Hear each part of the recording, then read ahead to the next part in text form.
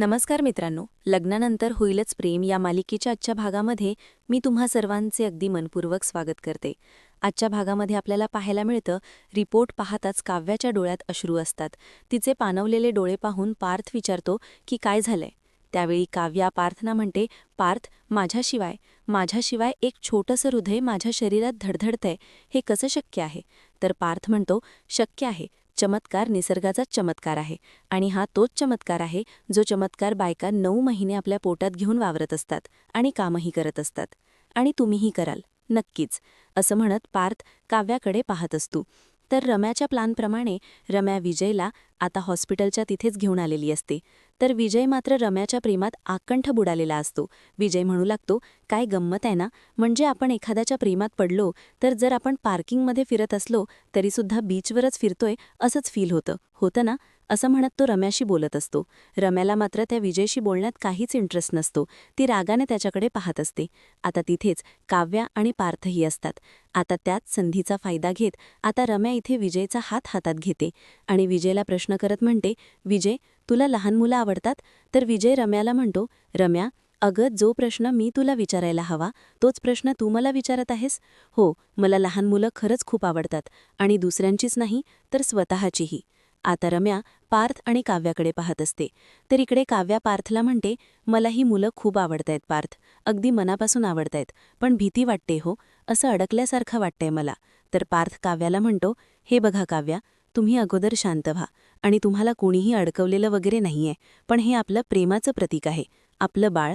तर काव्या पार्थला प्रश्न करत म्हणते, आणि या आपल्या बाळाला मी जर नीट सांभाळू शकले नाही तर. आता मात्र पार्थ काव्याकडे पाहू लागतो. तर दुसरीकडे पाहायला मिळतं, जीवा आणि नंदिनी घरी आलेले असतात. आता घरी येताच जीवा खुर्चीवर बसतो तर नंदिनी त्याला म्हणते, थांबा, मी पाणी देते तुम्हाला. असं म्हणत नंदिनी जीवाला पाणी देत असते. तर त्याचवेळी मानिनीताई त्या ठिकाणी येतात आणि म्हणतात, अरे वा, आलात पण तुम्ही, पण बाहेर खूप ऊन असेल ना. तर जीवाचं लक्ष तिथे असणाऱ्या आंब्याच्या पेट्यांकडे जातं आणि त्या पेट्या पाहिल्यानंतर जीवाला खूप राग येतो. जीवा रागानेच त्या आंब्याच्या पेट्या पाहत असतो. आता जीवा चिडतो आणि म्हणू लागतो, हे काय आहे, इथे आंब्याच्या पेट्या काय करतायत, म्हणजे अजूनही त्या सजवूनच ठेवायच्या आहेत का. मग एक काम करा ना, त्यापेक्षा एक मखर बनवून घ्या, गणपतीला मखर बनवून घेतात ना तसं, आणि त्यातच सजवून ठेवा ना. आता मात्र नंदिनी शांतच राहते. तर मानिनीताई म्हणतात, या आंब्याच्या पेट्यांचा तुला काय प्रॉब्लेम आहे जीवा. तर जीवा म्हणतो, मला काय प्रॉब्लेम असणार आहे ना, एक काम करा ना, घरभर पसरून ठेवा पेट्या, मला काहीच प्रॉब्लेम नाही. तर आता मानिनीताई नंदिनीला बाजूला घेतात आणि म्हणतात, काय गं, ह्याचा पापड का मोडलाय, का असा वागतोय. नंदिनी म्हणते, काही नाही. तर नंदिनीला मानिनीताई विचारतात, ट्रॅफिक वगैरे होतं का. नंदिनी म्हणते, नाही हो आई, पण क्लिनिकमध्ये असतानाच त्यांचा मूड असा होता, थांबा, मीच बघते. असं म्हणत नंदिनी आता जीवाशी बोलायला येते आणि जीवाला विचारते, जीवा, काय झालं, भूक लागलीये का. तर मानिनीताई म्हणतात, अच्छा, हो असं आहे तर, भूक लागली आहे का, मग तसं सांगायचं ना, अरे भूक लागली आहे तर जेवून घ्या. आणि तसंही तूच म्हणत होतास ना, बरेच दिवस मसुराची आमटी बनवली नाहीये, मग आज तेच बनवलंय. तुम्ही एक काम करता का, तुम्ही दोघेही जेवून घेता का. तर जीवा म्हणतो, अरे वा, मसुराची आमटी, आई, अगं माझ्या आवडीचं बनतं का या घरात. तर आता मात्र मानिनीताईंना जीवाचं हे बोलणं ऐकून धक्काच बसतो. त्या नंदिनीकडे पाहतात. तर जीवा म्हणतो की मला वाटलं होतं की भावी बाबा म्हणजेच पार्थ देशमुख यांच्याच आवडीनिवडीच बनवलं जाईल. आता हे ऐकल्यानंतर मानिनीताई आणि नंदिनी या दोघांनाही धक्का बसतो. नंदिनी म्हणते, जीवा. तर मानिनीताई धक्क्याने जीवाकडे पाहतात आणि म्हणतात, जीवा, तू काय बोलतोयस. आता जीवा रागानेच ती खुर्ची बाजूला करतो आणि तिथून निघून जातो. मानिनीताई नंदिनी त्याला थांबवण्याचा प्रयत्न करत असतात, पण जीवा काही थांबत नाही. तर आता नक्की जीवाला काय झालंय, तो कसला त्रास करून घेतोय, हे पाहण्यासाठी मानिनीताई त्याच्या मागून जातात. तर दुसरीकडे पाहायला मिळतं, काव्या आपलं मन व्यक्त करत, मन मोकळं करत पार्थला म्हणू लागते, अहो, अभ्यासाच्या नादात कित्येक वेळा दूध ओतू गेले ते सुद्धा मला माहीत नाहीये. कित्येक वेळा डोक्यात फक्त अभ्यासाचे विचार होते आणि त्यावेळेस कुठे धडकली हो माझी. असं म्हणत काव्या रडत असते आणि आपल्या मनातील भावना पार्थ समोर व्यक्त करत असते. काव्या पुढे म्हणते, पार्थ, अहो तेव्हाची गोष्ट ठीक होती हो, त्यावेळी इजा मला होत होती, वस्तूंचं नुकसान होत होतं, परंतु आता तसं नाहीये ना हो. हे छोटंसं बाळ आहे, छोटासा जीव आहे आणि त्याला त्रास झालेला मी नाही पाहू शकत. बिचारा माझं हे बाळ, मी आई आहे त्याची, म्हणून तो पूर्ण वेळ माझ्यावरच अवलंबून असणार आहे. मी कसं सांभाळणार आहे त्याला, सांगा ना पार्थ. तर पार्थ काव्याला आधार देत म्हणतो, काव्या, असं काहीही होणार नाही. तुम्ही काळजी करू नका. मी आहे तुमच्यासोबत. तुम्ही अभ्यास कराल आणि आपलं बाळही खुश असेल. नका एवढी काळजी करू. तर काव्या पार्थला प्रश्न करत म्हणते की विचित्र वाटत असेल ना मी तुम्हाला? म्हणजे मी एकीकडे आई होते तरीसुद्धा माझ्या चेहऱ्यावर तुम्हाला आनंद दिसत नाहीये. पण पार्थ, एक गोष्ट तुम्हाला माहीत नसेल. गेले कित्येक वर्ष झाली आहेत मी IAS होण्याचं स्वप्न बघतीये. कित्येक वर्ष मी IAS होण्यासाठी अभ्यास करतीये. कित्येक वर्ष मी यासाठी धडपडतीये. पार्थ, मी खूप धक्के पचवले आहेत. खूप अनपेक्षित गोष्टी घडल्यात माझ्या आयुष्यात. माझं लग्न झालं तेही अनपेक्षित. त्यावेळीसुद्धा माझ्यासमोर हाच प्रश्न होता की मी नक्की काय निवडावं, लग्न की माझं ध्येय? पण तेव्हा ज्या माणसाला मी माझं आयुष्य मानतच नव्हते, ज्या माणसासोबत मला माझं आयुष्यच काढायचं नव्हतं, त्या माणसाने मला सपोर्ट केला. त्या माणसाने मला जी गोष्ट निवडायला सांगितली ती गोष्ट होती अभ्यास. आणि त्यावेळी त्या माणसामुळे मला माझं ध्येय पूर्ण करता येईल याचं पुन्हा एकदा स्वप्न मी पाहिलं पार्थ. तो क्षण मला आजही आठवतो. अख्खं घर मला म्हणत होतं की लग्न कर, लग्न निवड. परंतु त्यावेळी तुम्ही मला फक्त समजावत होता. तुम्ही मला साथ देत होता की अभ्यास कर, मला अभ्यास कर असं म्हणायचा. मग तेव्हा जर तुम्ही असे वागत होता, मग आता असे का वागत नाहीयेत मला कळतच नाहीये बाळ. तुम्ही असं का वागता? काव्याला काय बोलावं काहीच सुचत नसतं. काव्या रडतच पार्थला म्हणते, माझं मन रेडी आहे की नाही, माझी बॉडी रेडी आहे की नाही, मी रेडी आहे की नाही हे कसं काय कळत नाहीये पार्थ. आता काव्याचं हे बोलणं ऐकून पार्थला तिला कसं सावरावं, तिला कसं समजावं काहीच सुचत नसतं. तर पार्थ काव्याला म्हणतो, काव्या, एका प्रश्नाचं उत्तर तर मिळालंय. तुमची बॉडी रेडी आहे. अहो, तुमच्या शरीरात एक छोटंसं हृदय धडधडतंय, म्हणजे तुमची बॉडी त्यासाठी तयार आहे. पण तुमच्या मनाचा विचार, तुमचं मन काय सांगतंय, त्या गोष्टीवर आता सगळं काही अवलंबून आहे. काव्या, सांगा, तुमचं मन काय सांगतंय नक्की. तर दुसरीकडे देशमुखांच्या घरी आपल्याला पाहायला मिळतं, मानिनीताई जीवाला शांतपणेच विचारतात, जीवा, काय झालंय बाळा, तू असं का वागतोयस? तर जीवा म्हणतो, आई, सॉरी नंदिनी, पण आई आणि नंदिनी, पार्थ दागा किंवा काव्या या दोघांवर माझा राग किंवा मी रुसलेलोही नाहीये. मी त्या दोघांसाठी खरंच खूप खुश आहे. माझ्यासाठी ते आनंदाचीच बातमी आहे. ते दोघंही आईबाबा होणार याचा मला आनंदच आहे. परंतु आता मी बाबा होणार नाही म्हणजे माझे या घरात काहीच अस्तित्व नाहीये का? ऐकल्यानंतर मानिनीताई आणि नंदिनी या दोघांनाही धक्का बसतो. तर नंदिनी म्हणते, अहो. तर जीवा म्हणतो, म्हणजे एक मुलगा म्हणून, या घरचा सदस्य म्हणून, सावई म्हणून किंवा एक नवरा म्हणून माझं काहीच अस्तित्व राहिलेलं नाहीये का? जीवा नंदिनीकडे पाहत नंदिनीला म्हणतो, कसे बोलले तुझे बाबा माझ्याशी? काय जीवा, कसा आहेस? बस एवढंच? म्हणजे तर आता नंदिनीला जीवाचं बोलणं लक्षात येतं. तर जीवा पुढे म्हणतो, म्हणजे बघा ना, आल्या आल्या आंब्याची पेटी पार दादाच्या हातात दिली, त्याचं अभिनंदन केलं. काहीच हरकत नाही, मला त्याचा राग नाहीये. अगदी बरोबर आहे, त्यांचं अभिनंदन करायलाच हवं. पण बाकी माझ्याशी काही बोलण्यासारखं नव्हतंच का? म्हणजे माझ्याशी बोलावंसं वाटलंच नाही का त्यांना? म्हणजे आधी दादाशी बोलले, नंतर काव्याशी बोलले, बस माझ्याशी ती बोललेच नाही? म्हणजे माझ्याशी ते तेव्हाच बोलणार का, जेव्हा माझ्या बायकोला बाळ होणार त्यावेळी? नंदिनी म्हणते, अहो, तुम्ही हे काय बोलताय आणि असं का बोलताय तुम्ही? तर दुसरीकडे रम्याच्या प्लॅनप्रमाणे रम्या आता विजयला म्हणते, लग्नानंतर बाळ होण्यासाठी माझा मला वेळ घ्यायचा असेल तर आता विजय म्हणतो, देणार ना? नक्कीच देणार, कारण आई तुला व्हायचंय. बाळ 9 महिने तुझ्या पोटात असणार आहे. मग बाळ होण्याचा डिसिजन हा सर्वस्वी तुझा होणार असणार आहे, कारण आई होणं हा चॉईस असायला हवा, ॲक्सिडेंट नाही. आता हे ऐकल्यानंतर काव्या आणि पार्थ एकमेकांकडे पाहतात. रम्याला जे हवं असतं तेच घडत असतं. रम्याचा हेतू साध्य होत असतो आणि रम्या खूप खुश असते. तर काव्यासुद्धा आता विजयच्या बोलण्याचं कौतुक करते आणि म्हणू लागते, खरं आहे विजय, आई होणं ही चॉईस असायला हवी, ॲक्सिडेंट नाही, असं म्हणत ती पार्थकडे पाहते. कारण पार्थचे विचार काव्याला अजिबातच पटत नसतात. तर रम्या मनाशीच म्हणते, वा रे विजय, मला जसं हवंय तसंच घडते. काय करेक्ट बोललायस ना तू. आता हे ऐकल्यानंतर या दोघांमध्ये काय वाद होताय हे ऐकायला खरंच खूप मज्जा येईल, असं म्हणत रम्या खूप खुश होते. तर आता काव्या रम्याला म्हणते, चला येतो आम्ही, असं म्हणत आता काव्या आणि पार्थ घरी येण्यासाठी निघत असतात. आता पार्थ दरवाजाचा दरवाजा उघडून देतो, परंतु काव्या त्याच्या बाजूला न बसता मागच्या सीटवर बसण्यासाठी निघून जाते. ती आपणच दरवाजा उघडते आणि मागच्या सीटवर बसते. हे पाहून काव्याचा पार्थला खूप राग आलेला असतो. परंतु पार्थ मात्र त्या क्षणी तिथे काहीच न बोलता शांतपणे गाडी चालू करतो आणि तोही तिथून निघालेला असतो. आता दोघेही घरी येण्यासाठी निघतात. इथे मात्र त्या दोघांची ती अवस्था पाहून आणि दोघांमधील मतभेद पाहून रम्या आणि विजयला मात्र खूप आनंद झालेला असतो. तर दुसरीकडे देशमुखांच्या घरी आपल्याला पाहायला मिळतं, मानिनीताई जीवाला समजावत म्हणतात, नाही जीवा, असं काहीही नाहीये. तुझ्यामध्ये आम्ही कधीच भेदभाव करत नाही आहोत. बाळा, असं काहीच नाहीये. आणि माणसांची पारख अशी मुलं त्यांना होतायत की नाही यावरून केली जात नाही. त्यामुळे तू स्वतःला असा त्रास करून नको घेऊस. तुझ्या मनातला गैरसमज अगोदर काढून टाक, असं म्हणत मानिनीताई जीवाला समजावण्याचा प्रयत्न करत असतात. परंतु जीवाच्या मात्र हे सगळं काही मनाला लागलेलं असतं. त्याला खूप वाईट वाटत असतं. तो मनातून खूप दुखावला गेलेला असतो. तर नंदिनी जीवाला समजावत म्हणते, जीवा प्लीज माझ्याशी बोला. जीवा, मी समजू शकते तुमची अवस्था. पण खरं सांगू का, बाबांचं चुकलं. मी मान्य करते बाबांचं चुकलं. पण बाबांनी हे सगळं काही ठरवून केलं नव्हतं जीवा. हे सगळं काही त्यांच्याकडून नकळत घडलंय हो. आणि जीवा, तुम्हीच विचार करा. आज एकदा बाबा तुमच्याशी बोलले नाहीत, तेही न ठरवता जीवा, त्या बायकांचं काय होत असेल? ज्यांना मूल होत नाही, त्या बायकांना अक्षरशः माणूस म्हणून जगायला नालायक ठरवलं जातं. त्या बायकांना किती त्रास होत असेल? त्यांच्या मनाच्या वेदना आपण समजू शकत नाही का जीवा? आणि जीवा, फक्त समाजच नाही तर त्यांचे घरचे, त्यांचे जन्मदाते आईवडील सुद्धा त्यांच्या पाठीशी खंबीरपणे उभे राहत नाहीत. फक्त मूल होत नाही या गोष्टीसाठी. अशा बायकांना सगळ्या गोष्टी सहन कराव्या लागतात. समाजाची बोलणे, घरच्यांची बोलणे, शिव्या, शाप, सगळं काही ऐकून घ्यावं लागतं. सगळं काही वेदनादायक असतं. आणि तरीसुद्धा ते सगळं काही सहन करतात आणि करतात. तसंच ना हो, फक्त शब्दांचे मार नसतात तर मारहाण केली जाते या बायकांना. शारीरिक मानसिक टॉर्चर केलं जातं. शारीरिक मानसिक त्रास दिला जातो. किंवा या पलीकडेही जाऊन सगळा समाज त्यांना वाळीत टाकतो. सगळा समाज त्यांना दोषी ठरवतो. कुठल्या सामाजिक धार्मिक कार्यात त्यांना सामावून घेतलं जात नाही. त्यांना वेगळेपणा दाखवला जातो. जीवा, फक्त तेवढंच नाही तर लहान मुलांना त्यांच्या जवळसुद्धा जाऊ देत नाहीत. जीवा, विचार करा की या सगळ्या गोष्टीमुळे त्यांना किती त्रास होत असेल. तर मानिनीताई जीवाला म्हणतात, जीवा, हे सगळं काही अगदी खरं आहे जीवा. तुला आठवतं का, आपण चाळीत असताना त्या मंगल काकू होत्या. त्या सगळ्या मुलांना चॉकलेट द्यायच्या, सगळ्या मुलांना बोलावून घ्यायच्या आणि सगळ्यांना चॉकलेट द्यायच्या.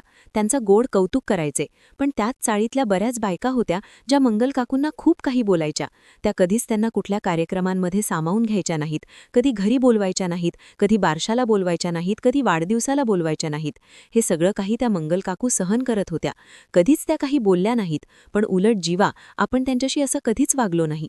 कधीच त्यांना अशी दुय्यम वागणूक दिली नाही. उलट तुझ्या पार्थच्या बारशाला मंगल काकूंकडूनच तुम्हा दोघांनाही पाळण्यात ठेवलं होतं. त्यावेळी तुम्हा दोघांना मंगल काकूंनीच पाळण्यात ठेवलं होतं. पाळण्यात घातलं. तुला सांगू का जेव्हा, तेव्हा मात्र चाळीतल्या इतर बायका मला खूप काही बोलायच्या. त्यांनी सुद्धा मला खूप काही ऐकवलं. पण मला त्या नेहमी म्हणायच्या की मानेनी असं करू नकोस, मुलांना नजर वगैरे लागते असं काही. पण मी त्याकडे दुर्लक्ष केलं. कारण अशा असंख्य बायका असतात की ज्यांना मूल होत नाही आणि त्यांना अशी समाजात दुय्यम वागणूक दिली जाते जीवा. एवढंच नाही तर अशा कितीतरी बायका आहेत की ज्यांना मूल होत नाही म्हणून घरातून हाकलावून दिलं जातं जीवा. वन आमच्या आनंद निवासमध्ये अशा कितीतरी केसेस येत असतात. आता ह्या सगळ्या गोष्टी ऐकल्यानंतर जीवा म्हणतो, ठरलंय आपलं, ठरलंय आता अशा बायकांना आपण सपोर्ट करायचा आहे. म्हणजे ज्या बायकांना मूल होत नाही, ज्यांच्या घरात त्यांना दुय्यम वागणूक दिली जाते, त्यांना आपण मदत करायची आहे. म्हणजे तुला जे हवंय याच बायकांसाठी ते सगळं कर. मी तुझ्या सोबत आहे नंदिनी. आपल्याला बाळ होईलच, परंतु समाजातील ज्या बायकांना दुय्यम वागणूक दिली जाते त्यांना मात्र साथ द्यायला आपण आहोत. आता दोघेही हे जीवाकडे अभिमानानेच पाहतात. तर जीवा म्हणतो, काय हे तुम्ही दोघे अशा बघत बसलाय माझ्याकडे? ती मसूरची आमटी काय केलीये? मला भूक लागलीये. जेवायला वाढणार आहात की नाही? आता मात्र नंदिनी आणि मानिनीताई सुद्धा खुश होतात. जीवाच्या चेहऱ्यावरचा आनंद पाहून दोघेही खूप खुश होतात. तर जीवा आंब्याच्या पेटांकडे पाहत म्हणतो, आंबे का बाबांनी आणले आहेत? नंदिनी म्हणते, काय हे? जीवा म्हणतो, हो, मी फ्रेश होऊन येतो. असं म्हणत जीवा फ्रेश होण्यासाठी निघून जातो. आता जीवाच्या मनाची समजूत घालून, जीवाच्या चेहऱ्यावरचा आनंद पाहून मानिनीताई आणि नंदिनी सुद्धा खुश होतात. तर मानिनीताई नंदिनीला म्हणतात, वेडा हे ना ग तुझा नवरा? नंदिनी म्हणते, हो, हे मात्र अगदी खरं आहे.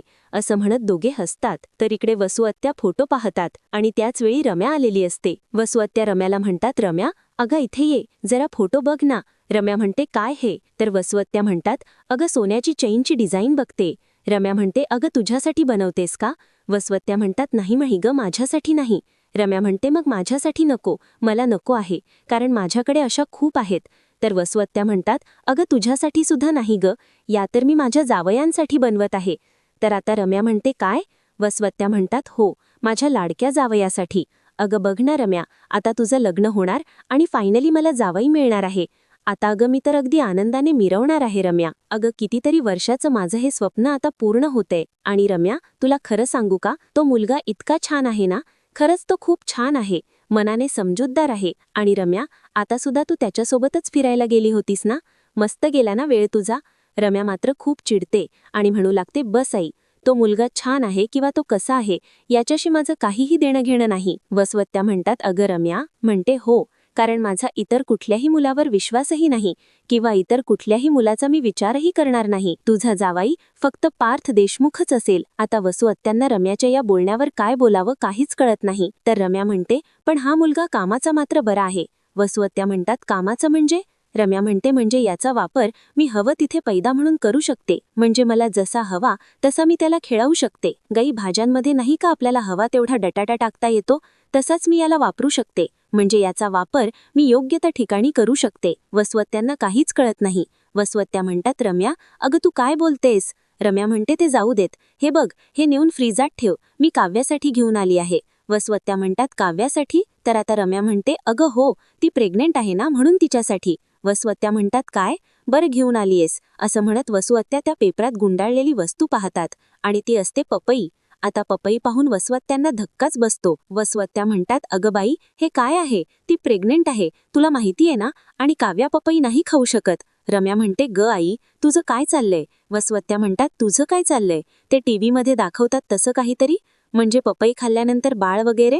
तर रम्या म्हणते, नाही काही, काव्या पपई खाणारच नाहीये, कारण तिला माहिती आहे ती प्रेग्नेंट आहे, पण आपल्याला हवं तसंच होणार आहे. वसवत्त्या म्हणतात, का आई? तर रम्या हसू लागते, कारण रम्या कुठलीच गोष्ट वसुअत्त्यांना नीट सांगत नसते. तर वसुअत्त्या म्हणतात, ही मुलगी ना नेहमी कोड्यातच बोलत असते, काय असं हसतेस ग तू? असं म्हणत वसुअत्त्यांना रम्याशी काय बोलावं काहीच कळत नाही. तर दुसरीकडे नंदिनी फोनवर बोलत म्हणते की हो चित्राताई, उद्या त्या सगळ्या बायकांना बोलवून घ्या आणि हो, त्यांच्यासोबत घरातील इतरही बायकांना यायला सांगा. मला उद्या सगळ्यांशी महत्त्वाच्या विषयावर बोलायचं आहे. तर त्याचवेळी जीवा रूममध्ये आलेला असतो. जीवा पाहतो तर नंदिनीने गोळी घेतलेली नसते. जीवा आता नंदिनीला गोळी द्यायला घेतो आणि म्हणतो, काय उद्या कुठे निघालाय मोर्चा? नंदिनी म्हणते, कसला मोर्चा? तर जीवा म्हणतो, तूच तर आता फोनवर म्हणालीस ना की सगळ्या बायकांना घेऊन जायचं आहे, त्यांच्याशी बोलायचं आहे. नंदिनी म्हणते, अच्छा ते काय? अहो, मला त्या सगळ्या बायकांशी अगदी मनापासून एका विषयावर बोलायचं आहे. तर जीवा विचारतो, कोणत्या? नंदिनी म्हणते, एवढी कसली घाई आहे? कळेल, सगळं काही कळेल. जीवा म्हणतो, कळेल तेव्हा कळेल, पण आत्ता गोळी खाऊन घे. नंदिनी विचारते, कसल्या गोळ्या देताय तुम्ही मला हे? तर जीवा म्हणतो, विसरलीस? तुझे आता आपण सेकंड ओपिनियन घेतलं ते? डॉक्टर प्राची यांनी तुला गोळ्या दिल्या आहेत, रिपोर्ट केले आहेत, ते रिपोर्ट उद्या येणार आहेत. सगळ्या गोष्टी विसरतेस. आता सगळ्या गोष्टी मलाच हातात द्याव्या लागतील. बरं मी देतो, पण घे तू. हार्मोन्सच्या गोळ्या आहेत, तुला आठवतायत ना? नंदिनी म्हणते, हो हो आठवल्या. असं म्हणत नंदिनी गोळ्या घेते. जीवा म्हणतो, उद्या मी तुझे रिपोर्ट आणायला जाईन. नंदिनी म्हणते, नाही नको, मी जाईन ना. जीवा म्हणतो, मी जाईन म्हटलं ना, मी जाईन. असं म्हणत जीवा नंदिनीला शांत बसवतो आणि नंतर एकटक नजरेने नंदिनीकडे पाहत असतो. तर नंदिनी जीवाला विचारते की काय बघताय?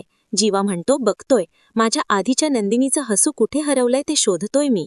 असं म्हणत जीवा नंदिनीच्या चेहऱ्याकडे पाहत असतो. आता नंदिनी शांतच असते. तर जीवा नंदिनीला सावरत नंदिनीला प्रश्न करत म्हणतो, समजा, म्हणजे देव न करो, पण समजा आपल्याला आयुष्यात मोलच नाही झालं तर?